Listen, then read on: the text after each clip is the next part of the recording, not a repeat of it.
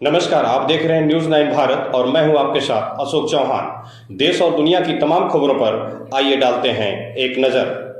आजमगढ़ में 27 मिनट में मोदी की गारंटी का मतलब समझा गए पीएम। कहा तुष्टीकरण का जहर कम हो रहा। 10 वर्षों में आस्था के सम्मान संग समृद्धि व विकास के रास्ते पर चल रहा देश।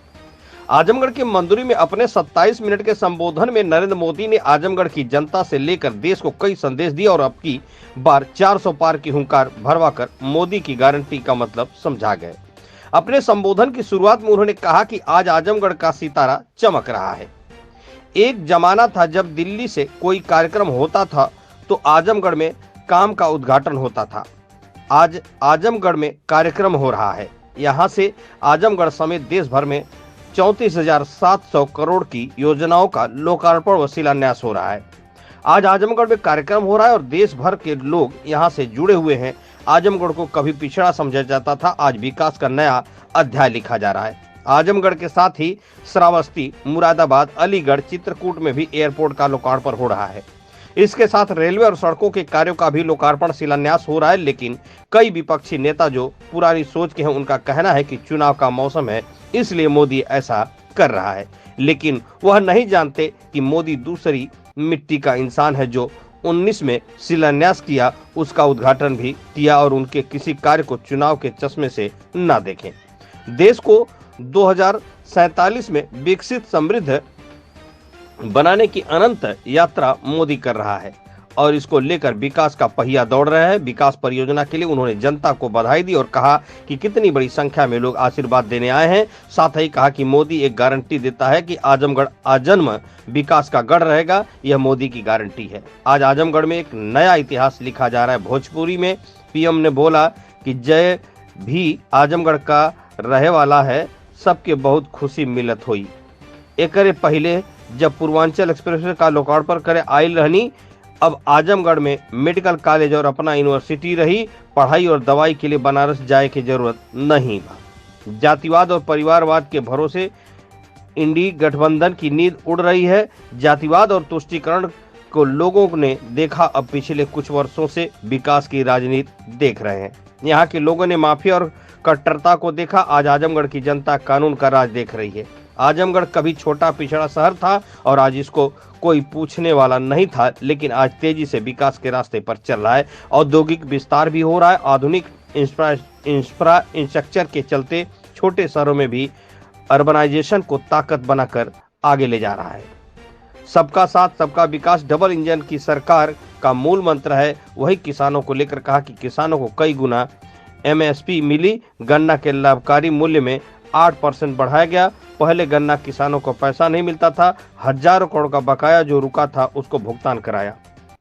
अब सही मूल्य दे रहे हैं। गन्ना से एथेनॉल, पराली से बायोगैस बना रहे हैं। चीनी मिल को जो बंद हो गई उसको शुरू करा रहे हैं। उन्होंने कहा कि आजमगढ़ में करीब 8 लाख किसानों को सम्मान निधि 2000 करोड़ रुपए मिल रहा है। यह सरकार सही नियत से काम कर रही है। पहले भ्रष्टाचार और परिवार में डूबी सरकार थी। विकास कार्य असंभव था। आजमगढ़ की छवि खराब करने की पिछली सरकार जिम्मेदार थी। आतंक माफिया को संरक्षण देते लोगों ने देखा। आज यह सरकार युवाओं को नए अवसर देने का काम कर रही। आजमगढ़ में नया विश्वविद्यालय खुल रहा है। अब आजमगढ़ मंडल के बच्चों को दूसरी जगह नहीं भेजना होगा। दूसरी जगह भेजने पर आर्थिक बोझ पड़ता था। उच्च शिक्षा के रास्ते को आसान करेगा। तुष्टीकरण का जहर कमजोर पड़ रहा है। आजमगढ़ की जनता ने दिखाया है। विपक्षी दल के लोग मोदी को गाली दे रहे थे, लेकिन मोदी का परिवार 140 करोड़ लोगों का परिवार है। न्यूज़ 9 भारत के लिए अमित खरवार की खास रिपोर्ट। सितारा चमक रहा है।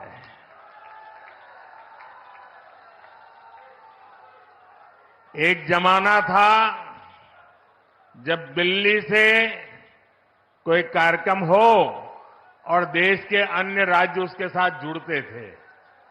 आज आजमगढ़ में कार्यक्रम हो रहा है और देश के अलग अलग कोने से हजारों लोग हमारे साथ जुड़े हुए हैं।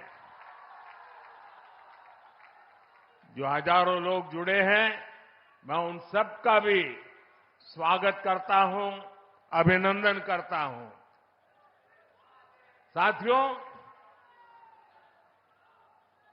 आज केवल आजमगढ़ नहीं बल्कि पूरे देश के विकास के लिए कई विकास परियोजनाओं का यहां से शुभारंभ हो रहा है। जिस आजमगढ़ को देश के पिछड़े इलाकों में गिनते थे, आज वही देश के लिए विकास का नया अध्याय लिख रहा है। आज आजमगढ़ से कई राज्यों में करीब 34,000 करोड़ रुपए के प्रोजेक्ट्स, उसका लोकार्पण और शिलान्यास हुआ है। आजमगढ़ के साथ साथ श्रावस्ती, मुरादाबाद, चित्रकूट, अलीगढ़, जबलपुर, ग्वालियर, लखनऊ, पुणे, कोल्हापुर, दिल्ली और आदमपुर, इतने सारे एयरपोर्ट्स पर नए टर्मिनल भवन का उद्घाटन हुआ है और इन टर्मिनल्स के लिए कितनी तेजी से काम हुआ है, इसका एक उदाहरण ग्वालियर का विजया राजे सिंधिया एयरपोर्ट भी है। ये एयरपोर्ट सिर्फ 16 महीने की अवधि में बनकर तैयार हो गया है।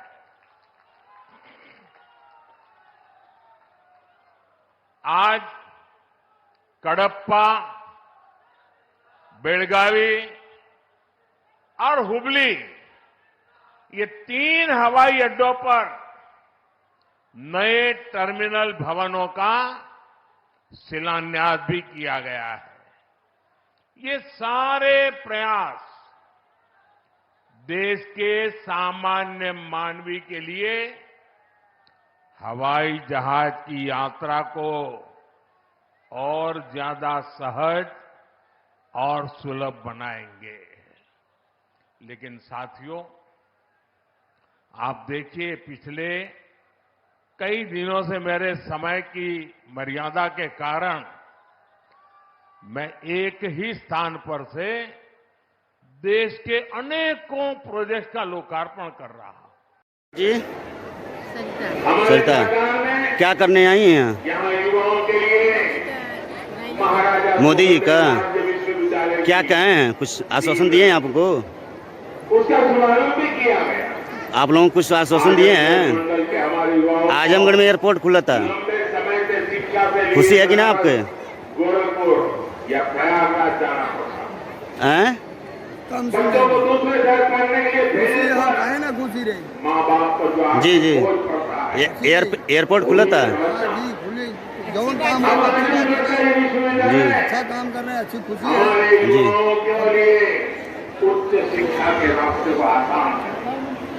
परिचय बताएं विकास की इतनी तेज रफ्तार जी। तभी मुमकिन होती इस कार्यक्रम के बारे में क्या कहना चाहेंगे? आज कार्यक्रम मोदी जी को हो रहा है, मोदी जी का विकास और ईमानदारी से काम कर, आम जनता तक विकास पहुंचाने का लक्ष्य है। भ्रष्टाचार में डूबी भारत को परिवारवादी सरकारों में से देश को ले जा रहे हैं आगे। इतने बड़े पैमाने आजमगढ़ में एयरपोर्ट खुल रहा है, उद्घाटन होगा, क्या कहना चाहेंगे इसके लिए? एयरपोर्ट खुलने से काफी उद्योग जगत पिछली सरकारों में लोगों को फायदा मिलेगा। आजमगढ़ पति भी आने का और पूर्वांचल ने जहाँ एयर सुविधा नहीं है वहाँ पिछड़ेपन की तकलीफ ही नहीं उठाई, उनको समय बल्कि बचत इस करना दौर है। में अगर एयरपोर्ट है तो यहाँ तमाम की छवि खराब करने में भी तमाम फिल्म स्टार कोई कमी नहीं छोड़ी थी। और योगी जी ने भी बहुत बढ़िया वर्णन किया है, इसमें रिपीट नहीं कर रहा हूँ। जी, जिस तरह पहले की यहाँ खबरों का सिलसिला कभी नहीं थमता। सिर्फ और सिर्फ बने रहिए न्यूज़ 9 भारत पर। अब चाहूंगा इजाजत, नमस्कार।